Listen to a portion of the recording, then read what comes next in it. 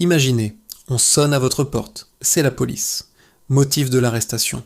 Un crime que vous n'avez pas encore commis. C'est le monde du pré-crime. Une idée tout droit sortie d'un film, mais qui prend vie grâce à l'intelligence artificielle. Alors comment ça marche ? Des systèmes d'IA sont déjà testés dans certaines villes pour prédire où et quand un crime est le plus susceptible de se produire. Pour cela, l'algorithme analyse des tonnes de données, anciens rapports de police, statistiques de quartier et même des informations plus personnelles comme l'historique d'une personne, ses fréquentations ou son activité sur les réseaux sociaux. L'objectif est simple, anticiper le danger pour l'éviter. Sur le papier, c'est la promesse d'une société plus sûre, avec des interventions policières ciblées avant même que le pire n'arrive. On pourrait réduire le nombre de vols, d'agressions et sauver des vies. Un outil de prévention ultime, en quelque sorte. Mais derrière cette promesse fascinante se cachent des questions vertigineuses. Car que se passe-t-il si l'algorithme se trompe ? Une IA n'est pas infaillible. Elle apprend à partir des données qu'on lui fournit.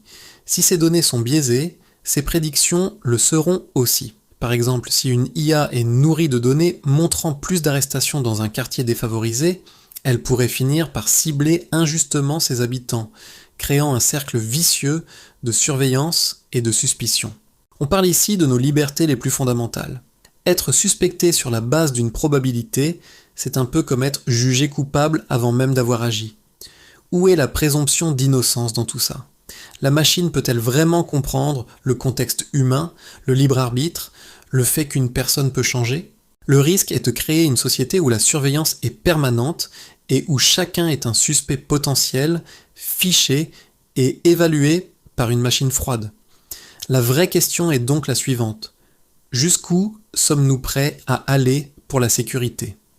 Une intelligence artificielle peut-elle et doit-elle décider qui est dangereux avant même le passage à l'acte ? Et qu'est-ce que cela signifie vraiment pour notre liberté et notre justice ? Dites-moi ce que vous en pensez dans les commentaires. Le débat est essentiel. Si ce sujet vous intéresse, abonnez-vous pour ne pas rater les prochaines vidéos.